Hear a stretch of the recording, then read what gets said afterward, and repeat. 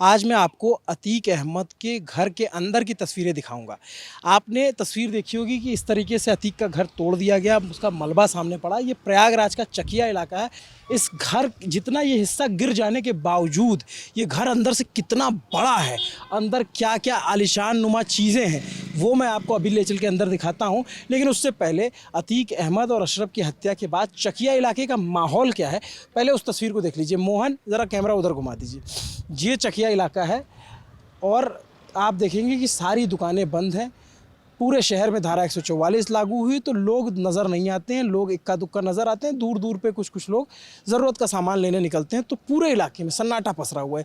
सुबह जब हम एयरपोर्ट पे लैंड कर रहे थे तब जब मुझे सौरभ जी का फ़ोन आया, बोले अभिनव तुमको प्रयागराज पहुंचना है रिपोर्टिंग के लिए। और जब हम सुबह यहाँ पहुँचे तो देखा कि पूरे एयरपोर्ट से निकलते हैं तब भी पुलिस फोर्स दिखनी शुरू हो जाती है।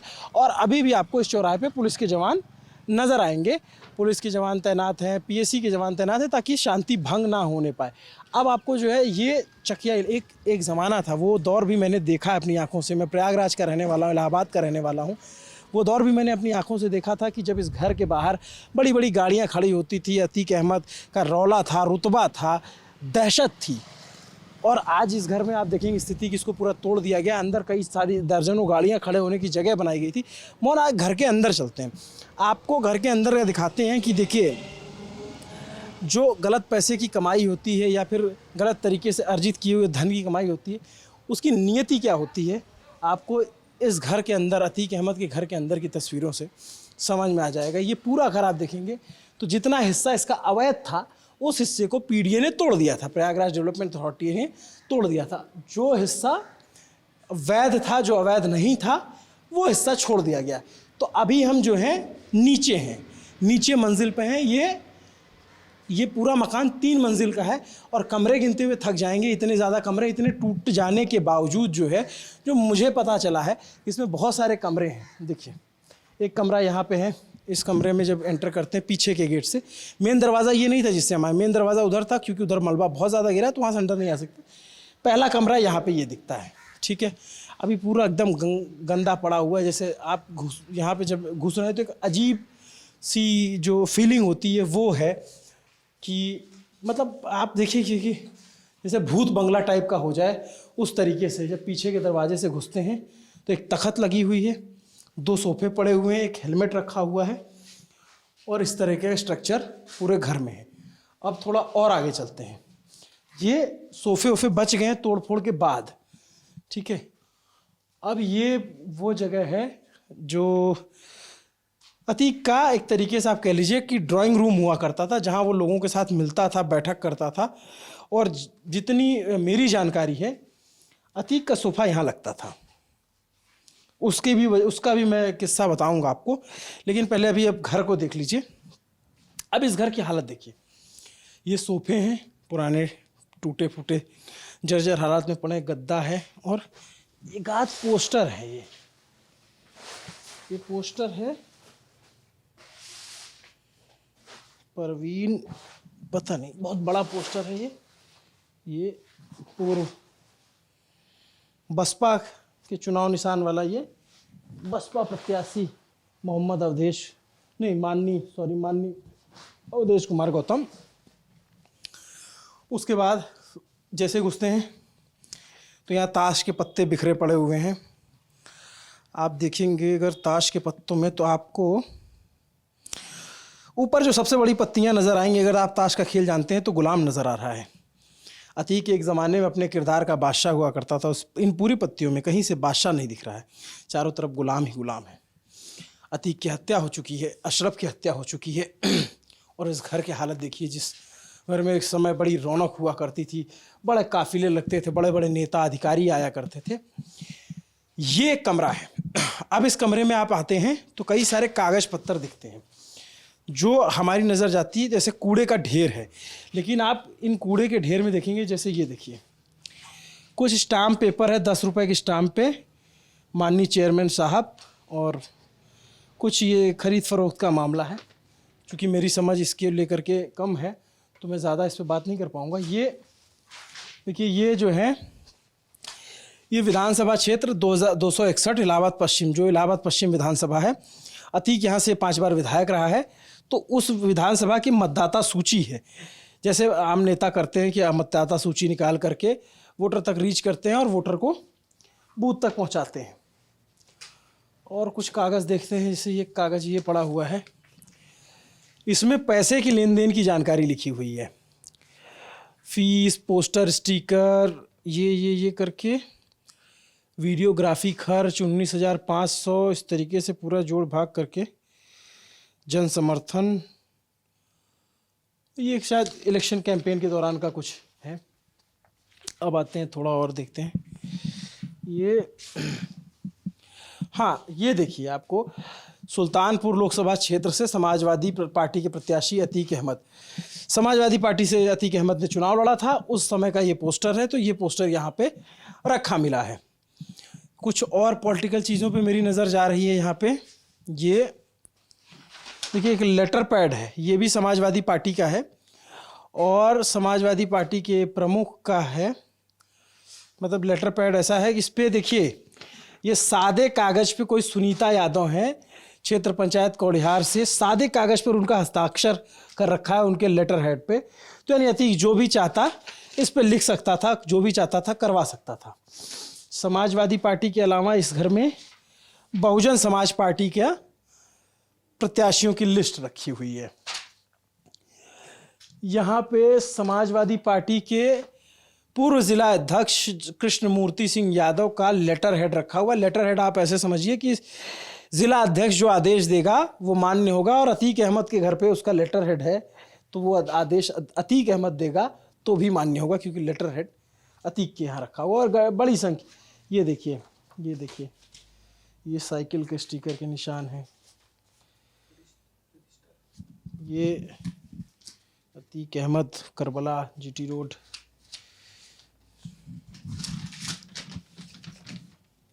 जलसाए कुछ है। ये एक मैगज़ीन रखी हुई है, सपा रालोद 19 के चुनाव के दौरान की मैगज़ीन है, जिसमें गठबंधन हुआ था मायावती, अखिलेश और अजीत सिंह का।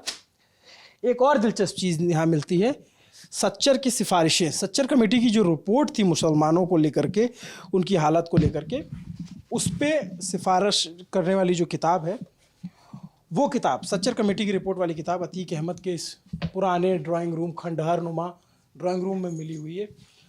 आप देखिए, खंडहर में इसलिए इसको कह रहा हूँ कि ऊपर की सीलिंग तक तोड़ दी गई है, क्योंकि जब पुलिस तलाशी ले रही होगी, जब जांच कर रही होगी, तो ये सब तोड़ के चेक किया होगा कि अंदर कुछ है तो नहीं। एक और दिलचस्प बात आपको बताऊं जो वाकई हैरान करती है और एक शातिरपने की हद को समझाती है।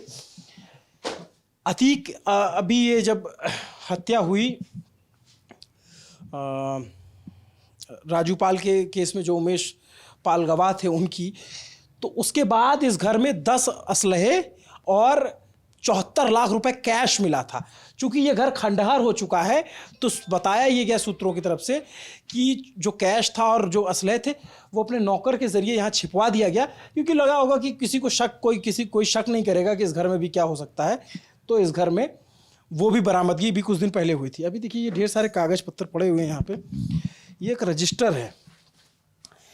इस रजिस्टर में जो है अतीक अहमद के जो पेपर में कटिंग छपी हुई थी उसके रिकॉर्ड रखे गए थे। आप देखिए, 10 अप्रैल 2014 पे मुलायम का हाथ मजबूत करें, अतीक ने उस समय बयान दिया था। दिल्ली पहुंचने के लिए दिन रात एक किए लोकसभा प्रत्याशी 14। शिक्षा मंत्री, जनसंपर्क, 5 साल में दूर कर दूंगा पिछड़ापन, अतीक अहमद। लोकसभा चुनाव में दौरान रैली की थी, उसका छपा हुआ। सपा को छोड़कर सभी पार्टियां दगाबाज, अतीक अहमद की ये जनसभा हुई थी बलरामपुर में, ये कुछ छपा हुआ था। मोदी की कोई लहर नहीं, अतीक का एक बयान था 26। ये 2014 के चुनाव के दौरान की सारी कटिंग्स हैं। मोहन, नेताजी के सहारे हैं नेताजी, मतलब मुलायम सिंह को नेताजी कहते थे, तो ये नेताजी के सहारे हैं नेताजी। ये पूरी अखबार की कटिंग छपी हुई है। ये उस वक्त ये जब अतीक समाजवादी पार्टी में था। खैर, इसके आगे भी दूसरी पार्टी में गया। अतीक के करीबी मोहम्मद नसर, ये सारी अखबार की कटिंग देखिए सारी। अब उस वो डेट राजू पाल हत्या के मुकदमे में उसके ऊपर केस चल रहा था, तो देखिए 23/6/2017 का जो है ये कटिंग है। तब तक शायद जेल से बाहर था या घर वाले ये सब कटिंग मेंटेन करते होंगे। करीबी पे मुकदमा, ये क्या है, ये अशरफ, जब अशरफ का लेटर हेड है, खालिद अजीम अशरफ पूर्व विधायक। ये अमर उजाला को कुछ भुगतान किए गए हुए हैं उसका है, ठीक है। ये अतीक अहमद के registered development form, Atiq traders, ये टिन नंबर लिखा हुआ है। ये अतीक ट्रेडर्स, अतीक की जो कंपनियां थी वो खुद जो चलाता था। जैसे ये पर्ची देखिए, Hindustan media limited, Janki Vallabh complex, Veer Vinayak Chowk, Balrampur, 4000 देने की रसीद है ये। और भी चीज़ों को मैं ज़रा ढूंढने की कोशिश करता हूँ इधर। पैसे के बड़े लेन देन की किताबें, 1,25,000 ऐसे इस तरीके का लिख रखा हुआ है। अब ये पैसा किसको दिया गया, किससे लिया गया, इसकी जानकारी नहीं है।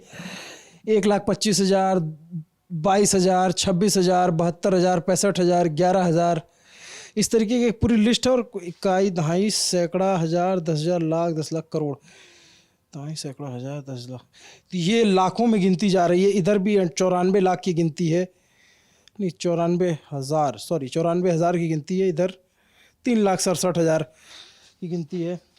अभी एक और नज़र, मेरी एक नज़र एक चीज़ पर पड़ी है, वो चीज़ है ये देखिए, पासबुक मिला है घर में। अभी भी इस घर में एक पासबुक, अतीक अहमद के घर में एक पासबुक मौजूद है। इस पासबुक में कितनी रकम दर्ज है, किसके नाम पे है ये पासबुक, ये देख लेते हैं। ये किसके नाम पे दर्ज है, इस पे तो कोई नाम लिखा ही नहीं है ना इस पन्ने पे, शाखा प्रबंधक, किसी के कोई साइन भी नहीं है। ये अब मैं आपको दूसरी तरफ ले चलता हूँ। इस घर में, इस कमरे में आपने देख लिया, ये वो जगह है जहाँ पे अतीक अहमद बैठा करता था। अब ऊपर की तरफ चलते हैं। ऊपर भी कई सारे कमरे हैं। सीढ़ियों के लिए हमें वापस से बाहर जाना पड़ेगा। मोहन इधर से आओ। पीछे घर के एक और तस्वीर दिखती है। ये 2 कब्रें हैं या फिर मज़ार है, ये समझ में नहीं आता। कुछ है यहाँ पे, इस घर के अंदर यहाँ पे कुछ है। लेकिन आप देखिए कि पूरा जो एक हवेली नुमा मकान है, वो एक बियाबान बंजर, मतलब भूत बंगले टाइप से है। शीशे टूटे हुए हैं, एसी उखड़ी हुई है। और जो रौनक थी, मैंने पहले भी ये घर देख रखा है, इसलिए मैं अभी इस घर को देख रहा हूँ तो समझ में आता है कि कितना कुछ बदल गया। वक्त का फेर होता है, और जब आपके ऊपर राजनीति की सरपरस्ती हट जाती है तो कैसे चीज़ें बदल जाती हैं। ऊपर का हिस्सा, अभी ये नीचे के हिस्से में आप देखेंगे मोहन, तो ये पूरा ये एरिया जो है, चूँकि ये सड़क के किनारे मकान है, तो इस मकान के में अब नेता हैं, बाहुबली हैं, बदमाश हैं, तो गाड़ियाँ आती हैं। तो इतनी जगह उसने सिर्फ गाड़ियाँ रखने के लिए छोड़ रखी हैं कि 20, 25, 30 गाड़ियाँ एक साथ पार्क हो जाए। इतना बड़ा एरिया, मतलब आप समझिए इस एरिया को, ये कितना बड़ा होगा, मेरी थोड़ी समझ इसमें कच्ची है, लेकिन ये काफ़ी बड़ा एरिया है जिसमें 20-25 गाड़ियाँ खड़ी हो सकती हैं। और पूरा मलबा गिरा हुआ है, A to Z आप देखेंगे तो मलबा।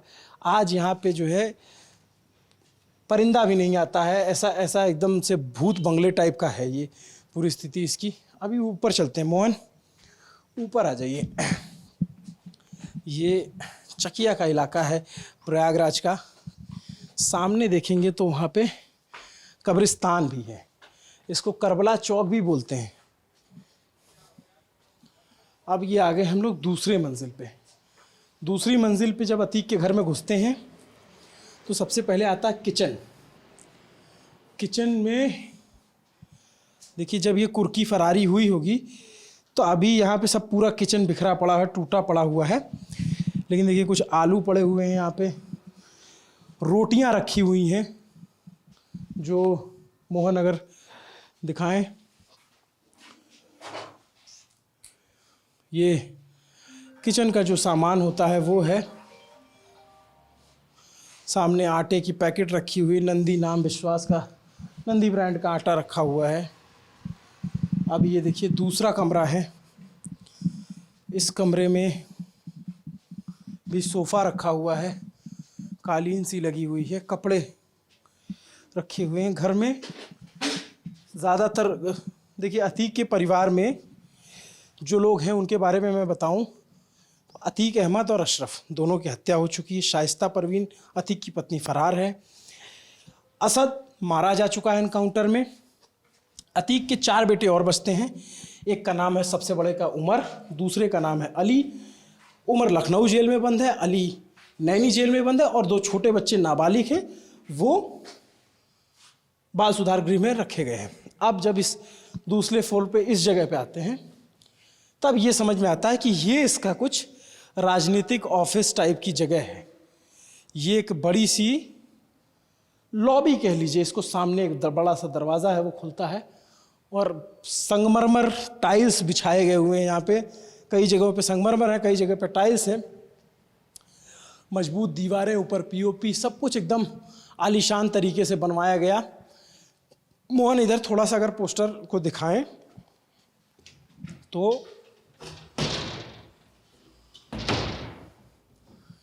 ये चुनावी वक्त के पोस्टर लगे हुए हैं। सुल्तानपुर से जब चुनाव लड़ा था अतीक ने तो तब का पोस्टर है।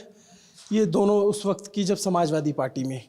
ये फूलपुर से जब निर्दलीय चुनाव लड़ा, टेलीविज़न चुनाव निशान था, तब का है। ये भी तब के पोस्टर हैं जब वो समाजवादी पार्टी में नेता हुआ करता था। मुलायम सिंह के साथ, अखिलेश यादव के साथ पोस्टर है।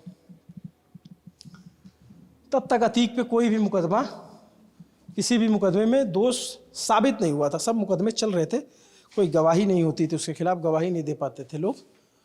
यहाँ पे आपको, चूँकि अतीक अहमद का परिवार बसपा में भी रहा, तो ये वहाँ पे बहुजन समाज पार्टी के पोस्टर नज़र आते हैं घर में। बहुजन समाज पार्टी का पोस्टर है। और एक वक्त में जब इसका आखिरी वक्त, आप मानिए 2022 के चुनाव में, इसका अतीक अहमद का परिवार असदुद्दीन ओवैसी की पार्टी MIM में भी शामिल हो गया था। तो उसके पोस्टर तो नहीं मिलते, लेकिन उसकी तस्वीरें कुछ मौजूद हैं। तो ये एक हॉल है ऊपर का।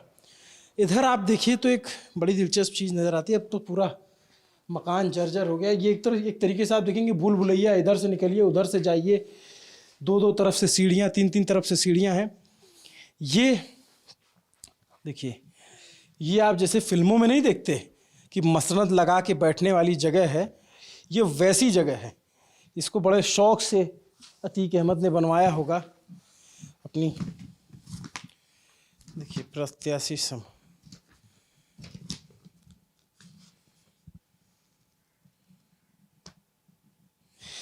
देखिए ये बड़ी दिलचस्प चीज़ दिख रही है मुझे यहाँ पे। 12/2/2014 को अतीक अहमद ने चिट्ठी लिखी थी। किसको चिट्ठी लिखी थी? मुख्यमंत्री थे उस समय अखिलेश यादव। ये चिट्ठी में लिखा हुआ है, विषय क्या है? उपजिलाधिकारी बलरामपुर सदर जनपद, बलरामपुर के हस्तांतरण के संबंध में। मतलब वो बलरामपुर के उस समय जो भी SDM हुआ करते होंगे, उनको जो है ये हटाने के लिए कि ट्रांसफ़र कर दो, ऐसी चिट्ठी CM को लिखी गई थी। ट्रांसफ़र हुआ या नहीं ये तो पता करने वाली बात है, लेकिन एक चिट्ठी ये नज़र आती है इस कमरे में। एक चिट्ठी नज़र आती है, देवमणि पांडे प्रभारी अवर अभियंता ब्यूरो इकोना जनपद श्रावस्ती स्थानांतरण करके दूसरे जनपद। एक और अधिकारी श्रावस्ती के एक और अधिकारी का ट्रांसफ़र। ये 12/2/2014 की चिट्ठी लिखी हुई है।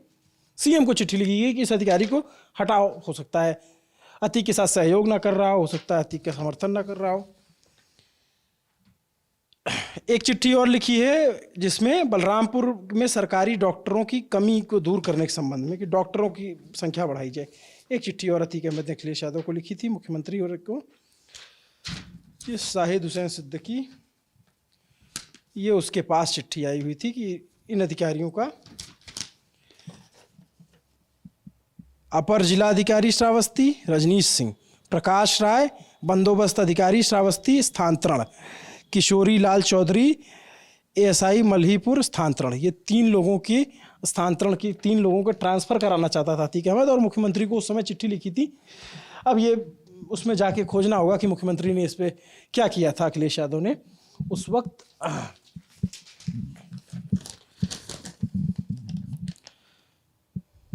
ये कुछ मार्ग निर्माण के लिए धनराशि की मांग की है तो उसको दिया है। लेकिन हाँ, ये जो चिट्ठियाँ मिल रही हैं, आप देखिए कि कैसे अधिकारियों के ट्रांसफ़र कराने के लिए, अधिकारियों के उस तबादले के लिए। देखिए बेसिक शिक्षा अधिकारी जो जिसका आप चुनाव में, राजनीति में लेना एक न देना दो होता है, उसके भी ट्रांसफ़र की मांग 18/2/2014 को मुख्यमंत्री को चिट्ठी लिखी थी भवदी अतीक अहमद, प्रत्याशी लोकसभा श्रावस्ती। ये जो उसके पास चिट्ठी आई थी रजनीश सिंह कोटाने की, उसका इसने बना करके भेजा है। और रिंकू सिंह जिला समाज कल्याण अधिकारी श्रावस्ती हस्तांतरण। ये सारी चिट्ठियां जो है खंड विकास अधिकारी सीडी बीडीओ को भी हटाने की मांग की गई। तो ये अधिकारियों के ट्रांसफ़र की बात है। लेकिन आप इस दर का, अब तो ये जर्जर है, खंडहर है, और यहाँ पे कोई जानने वाला पूछने वाला नहीं है। ये जब ये सुल्तानपुर से एक वक्त के लिए प्रत्याशी बनाया गया था। खैर, तो पॉलिटिकल कनेक्शन तो सब जानते ही हैं, लेकिन मैं घर के अंदर की तस्वीरें दिखा रहा था कि देखिए पूरे घर में सीलन लगी हुई है, पूरा घर जर्जर पड़ा हुआ है। और एक वक्त होता था कि इस घर में जो रौनक होती थी, वो इलाहाबाद वालों से पूछिए तो आपको बताएंगे बेहतर कि क्या रौनक हुआ करती थी, क्या जलवा हुआ करता था। लोग कैसे लाइन लगा के आते थे अपनी समस्याओं को दूर करने के लिए। अपने कई शूटर यहीं बैठा करते थे, यहीं मीटिंग हुआ करती थी। देखिए ये अतीक अहमद का वोटर आईडी कार्ड का फोटो है। देखिए ये अतीक अहमद का जो है घर है। ये इसको पार्टी दफ्तर भी वो कहता था, लेकिन इसका जो पुश्तैनी घर है वो कसारी मसारी में बताया जाता है। तो 1963 का इसका जन्म था। कसारी मसारी, मकान संख्या 52, इलाहाबाद सदर डिस्ट्रिक्ट इलाहाबाद। तो ये अतीक अहमद के वोटर आईडी कार्ड हो गए, और भी तमाम तरह के कागज़ जो कूड़े के ढेर बन गए हैं। देखिए इस घर में सिर्फ अतीक का ही नहीं, अशरफ का भी पोस्टर लगा हुआ है, और पोस्टर में लिखा है माननीय अखिलेश यादव जी का हार्दिक अभिनंदन स्वागत, अतीक अहमद और खालिद अजीम उर्फ अशरफ। चूँकि ये लोग राजनीति से जुड़े थे, इनका परिवार लंबे समय तक, तो राजनीतिक पोस्टर और ये सब मिलना बहुत आम है।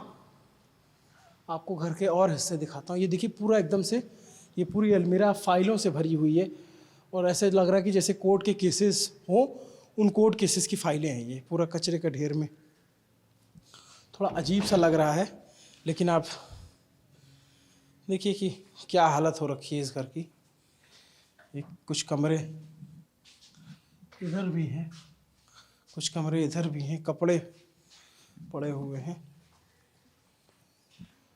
देखिए एक कमरा ये भी है, बड़ा सा कमरा है, हर कमरे में अटैच वॉशरूम है। देखिए संगमरमर लगे हुए हैं आलीशान तरीके से। पूरा मतलब समझ में आता है कि एक करोड़ों रुपए लगा करके एक घर बनाया गया था, जो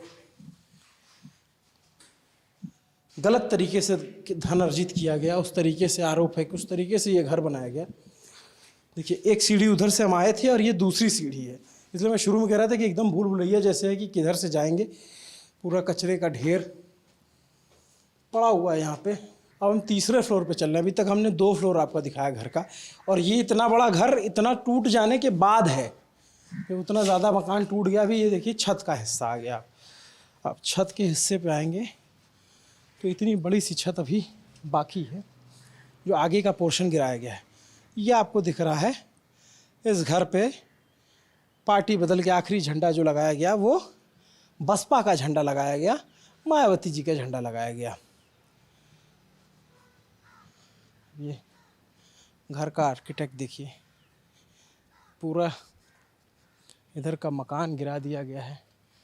इस इलाके में आप देखेंगे तो आपको मंदिर भी नज़र आएगा, मस्जिद भी नज़र आएगी। तो ये बताती है कि ये मिक्स आबादी वाला इलाका है। और अभी छत के ऊपर से अगर मोहन दिखाएं तो उस पूरे इलाके में सन्नाटा है, आने जाने वाले लोग सिर्फ गुज़र रहे हैं। मकान का मलबा टूटा पड़ा हुआ है।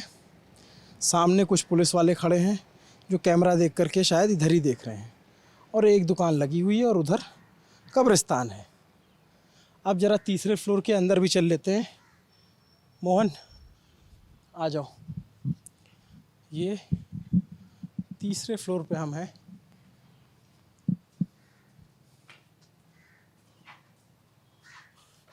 आप समझिए, इस घर में जब हम लोग आ रहे हैं, अंदर जा रहे हैं, कमरों कमरों में घुस रहे हैं, तो एक अजीब सी मनोदशा है। एक व्यक्ति है जिसकी 24 घंटे 48 घंटे पहले हत्या हुई है, उसके भाई की हत्या हुई है, उसके घर की कुर्की हो चुकी है, उसके घर का पूरा खानदान फरार है। और फिर जब हम घर में घुसते हैं तो एक बियाबान सी फीलिंग आती है, जैसे अगर कोई हवा के चलते तेज़ से दरवाज़ा बंद हो जाए तो एक झटका लगता है कि क्या हो गया, क्योंकि यहाँ कोई आने जाने वाला नहीं है। आप तस्वीर देख के लगता होगा आपको कि यहाँ पे वर्षों से कोई आया गया नहीं है। अब ये तीसरे फ्लोर पे हम आते हैं। यहाँ पे भी किचन है, वॉशरूम है, ये एक और कमरा है। इसमें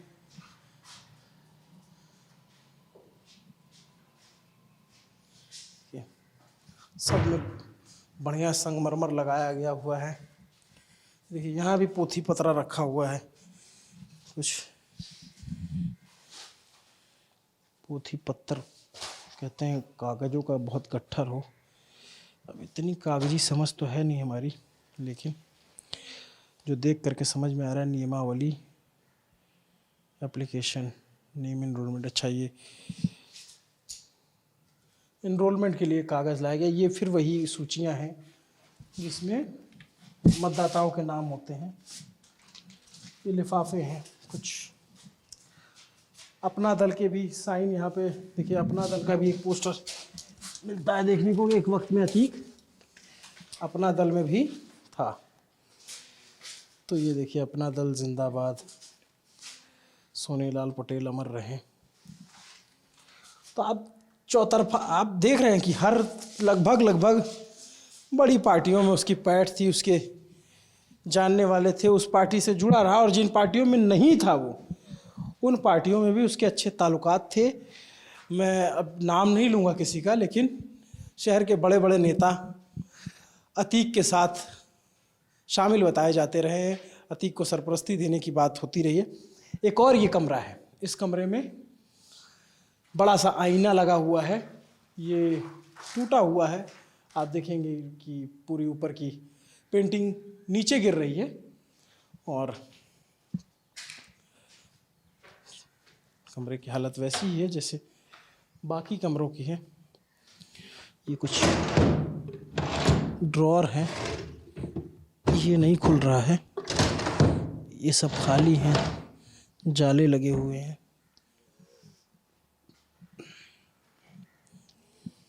कोई आईना साफ करने वाला तक नहीं है।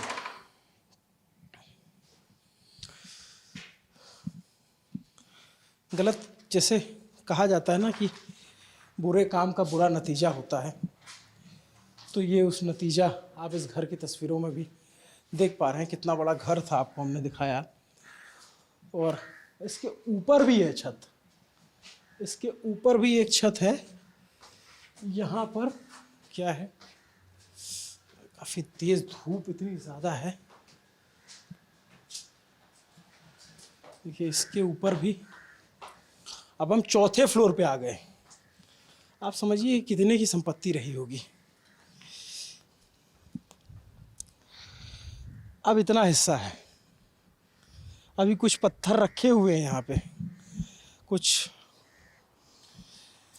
इस संगमरमर या लाल पत्थर जो भी कहते हैं इनको रखे हुए हैं। शायद कुछ और निर्माण होना हो। पानी की टंकी है ऊपर, बड़ी बड़ी पाइपलाइन लगी हुई है। मोहन, एक बार अब आप ऊंचाई से दिखाइए कि इस समय चकिया इलाके में कितना सन्नाटा पसरा हुआ है।